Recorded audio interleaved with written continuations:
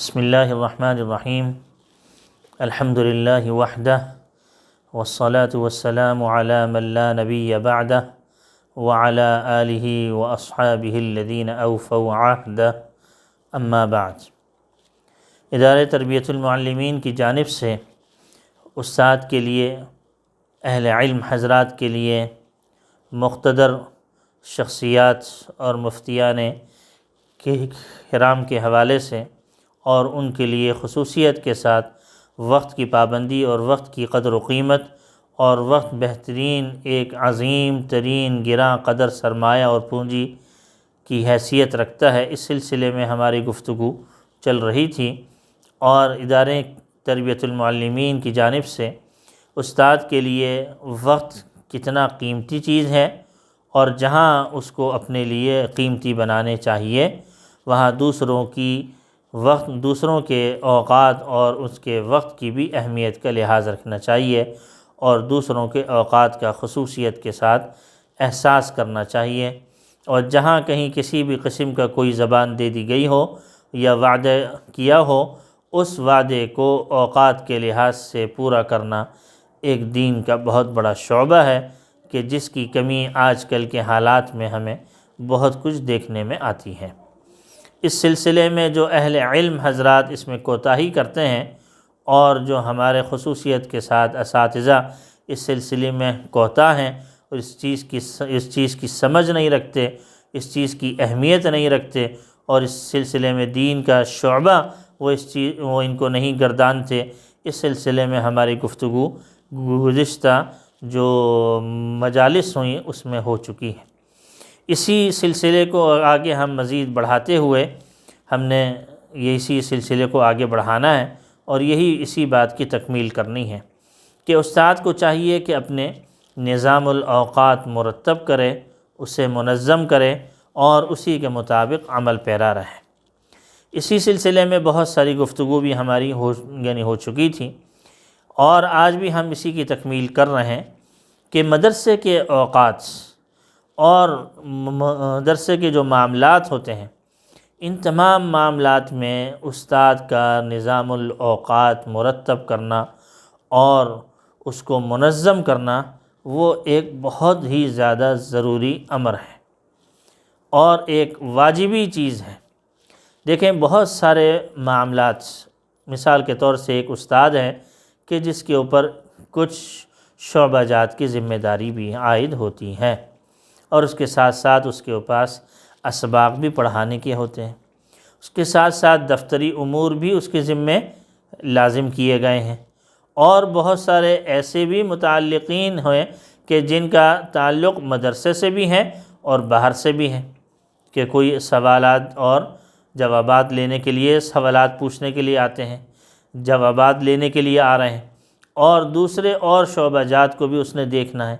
غرض یہ کہ بہت سارے ایسے متعلق امور اس کے ذمے لگا دیے گئے ہیں کہ اگر ان کے لیے نظام الاوقات مرتب نہیں کیا جائے گا تو ہر ایک شعبہ اور ہر ایک متعلق اس استاد سے، یا ہر ایک کام اور ہر ایک واجبی امور جو اس کے لیے لازم، اس کے اوپر لازم ہے، وہ سارے کے سارے تہس نہس ہو جائیں گے، اور کسی ایک کو بھی صحیح طور سے ادائیگی، یعنی کسی ایک کام کو بھی صحیح طور سے اس کی ادائیگی ممکن نہیں ہو سکے گی۔ تو لہٰذا مدرسے میں جو بھی امور ہیں ان سب کو صحیح طور پر ادا کرنا ہو،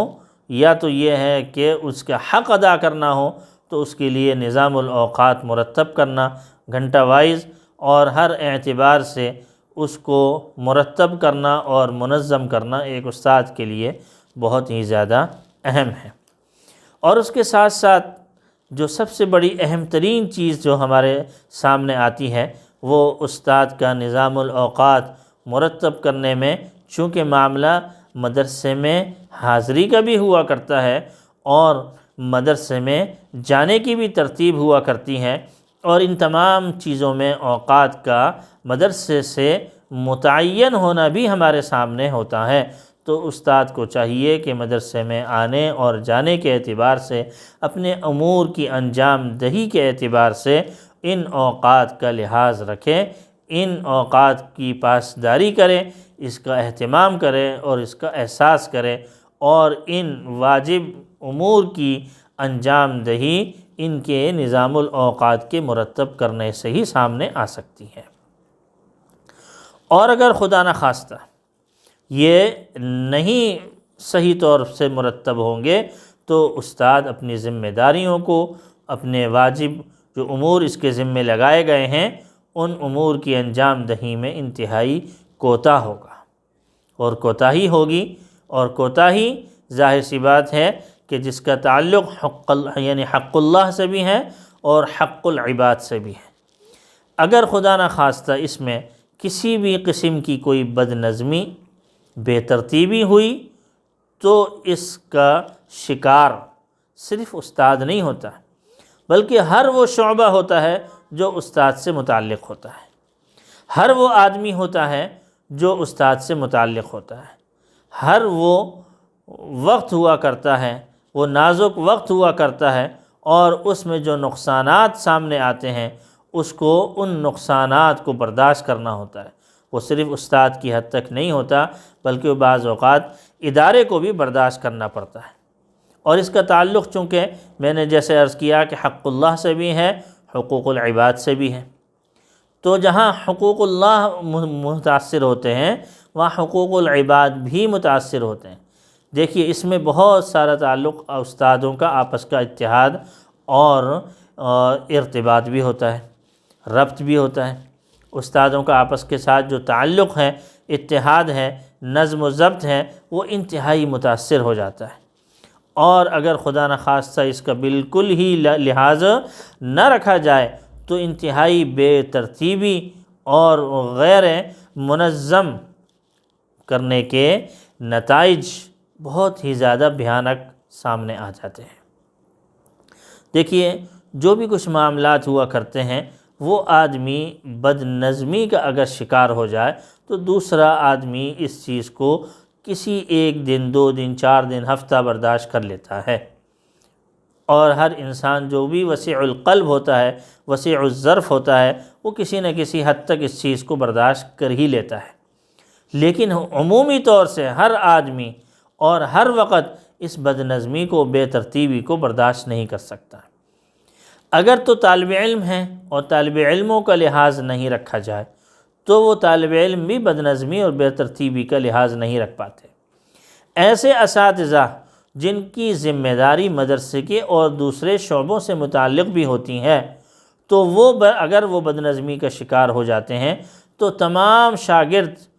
اس بد نظمی کا شکار رہتے ہیں۔ اگر وہ ناظم مطبخ ہیں، ناظم تعلیمات ہیں، یا کسی نہ کسی درجے میں اور شعبوں سے متعلق ہیں، اس کو اپنے گھنٹوں میں آنے میں تاخیر ہو جاتی ہے، تو اس کی تکلیف کا خمیازہ طالب علموں کو بھگتنا پڑتا ہے۔ اس کے بعد والا جو گھنٹہ ہے استاد کا، ان استاد کو بھی اسی لحاظ سے وہ چیزیں بھگتنی پڑتی ہیں، اور پھر آہستہ آہستہ یہ ہوتا ہے کہ تعلیمی لحاظ سے وہ استاد بہت پیچھے ہو جاتا ہے، کیونکہ وقت نہیں دے رہا ہوتا، صحیح انداز سے درسگاہ میں وقت پہ اوپر حاضری نہیں ہو پاتی، اور صحیح انداز سے وقت کے لحاظ سے اسباق کو ختم نہیں کر پاتا، اور اس سے بڑھ کر یہ بات ہوتی ہے کہ جب سبق کی تیاری کرتا ہے تو سبق کی تیاری میں بھی بہت زیادہ کمی واقع ہوتی ہے، کیونکہ اس کے ہاں کوئی نظام، کوئی ترتیب نہیں ہے، اس کا مطالعہ انتہائی ناکافی ہوتا ہے، اس کا مطالعہ انتہائی تیزی کے ساتھ ہو رہا ہوتا ہے کہ جس کے اندر جماؤ نہیں ہوتا، جس کے اندر استحکام نہیں ہوتا۔ سبق کی تیاری جن اصول اور قواعد کے مطابق کرنی چاہیے ان اصول اور قواعد کے مطابق نہیں ہوا کرتی، ذہنی طور سے پورے طریقے سے وہ درس و تدریس کے لیے تیار نہیں ہوتا۔ سبق کی ترتیب، سبق کی تقسیم، سبق کو مرتب کرنا، یہ تمام اصول اور ضوابط سے وہ بہت دور ہوتا ہے، اور پھر دوسری بات جیسے میں نے عرض کی کہ وقت پر درسگاہ میں حاضر نہیں ہوتا، سبق کو صحیح طور سے نہیں پڑھا پاتا۔ سبق کو صحیح طور سے جب نہیں پڑھائے گا تو طالب علموں کو پھر کیا سبق دے سکے گا، وہ کیا جو ہے وہ اپنا سبق کے پڑھانے کا حق جو ہے وہ ادا کر پائے گا۔ کسی بھی لحاظ سے نظام الاوقات کی کوئی ترتیب اس کے سامنے نہیں ہوتی، لہٰذا کسی بھی فریضے کو صحیح طور سے بھی وہ ادا نہیں کرتا۔ اور پھر کیا ہوتا ہے کہ جو بعد میں جو اسباق ہوتے ہیں، بعد میں جو کسی درجے میں جو بعد والے اساتذہ ہوتے ہیں، وہ بعد والے اساتذہ جب درسگاہ میں اپنے وقت پر آنا چاہتے ہیں اور عین اسی وقت استاد کا جو سبق ہوتا ہے وہ جوبن پر ہوتا ہے، بہت عروج پر چل رہا ہوتا ہے، کیونکہ وہ وقت درمیان سبق کا ہے، وہ وقت درمیان سبق کا ہے، وہ درمیان سبق کا ہے وقت، لیکن تعلیمی وقت کے لحاظ سے تو گھنٹہ پورا ہوتا ہے، پورا ہو رہا ہوتا یعنی پورا ہو رہتا ہے، لیکن اپنے اعتبار سے جو اس کا سبق ہو رہا ہے وہ درمیانی وقت کے اعتبار سے ہے، اور وہ اپنے عروج پر ہیں اور وہ چھوڑ بھی نہیں سکتا۔ جب چھوڑ نہیں سکتا تو ظاہر ہے کہ اگر وہ چھوڑے گا تو پورا سبق ضائع ہو جائے گا جو آج کا ہے، اور اگر وہ سبق لے گا اور سبق کو اگر وہ پورے انتہا تک پہنچائے گا تو دوسرے استاد کا گھنٹہ متاثر ہوگا۔ تو لہٰذا پابندی وقت نہ کرنے کی وجہ سے، نظام الاوقات مرتب نہ کرنے کی وجہ سے ایک چیز متاثر نہیں ہوتی، ہزارہا چیزیں متاثر ہوتی ہیں، استادوں کی ساری چیزیں متاثر ہوتی ہیں، طالب علموں کے تمام چیزیں متاثر ہوتی ہیں، بعض اوقات تعلیمی لحاظ سے بھی متاثر ہوتی ہیں، بعض اوقات تربیتی لحاظ سے بھی ہوتی ہیں، اور بعض اوقات سب سے اہم ترین چیز جو طالب علموں کے لیے ہوتی ہے وہ یہ بنتی ہے کہ بعض اوقات اگلا جو وقت ہوا کرتا ہے اس استاد کے سبق کے بعد جو وقت ہوا کرتا ہے وہ چھٹی کا ہوتا ہے، اور بعض اوقات اگر دوپہر کی چھٹی ہو رہی ہوتی ہے پہلے وقت کی تو اس کے لیے کھانے پینے کا وقت اس کے بعد ہوتا ہے، مطبخ میں جانے کا وقت متاثر ہوتا ہے، کھانے پینے کا متاثر ہوتا ہے، شام کا وقت اگر استاد کے آخری گھنٹے کا ہے تو پھر وہ چھٹی کا وقت متاثر ہوتا ہے۔ ایسی تمام بے اعتدالیوں سے اور غیر منظم اور تتر بتر اور تمام اس بے ترتیبی سے یہ تمام شعبے جو اس مدرسے کے ہیں اس استاد کی بے ترتیبی سے متاثر ہوتے ہیں، اور ہر آدمی اپنے دل کے اندر اس کے لیے حسین یادیں نہیں رکھتا اور اچھی باتیں اور اچھی سوچ نہیں رکھتا۔ اس کے لیے یہی ہوتا ہے کہ یہ ہر ایک آدمی کے لیے، ہر ایک طالب علم کے لیے، ہر ایک استاد کے لیے یہ تکلیف کا باعث بن رہا ہوتا ہے، اور تکلیف کا باعث بننے سے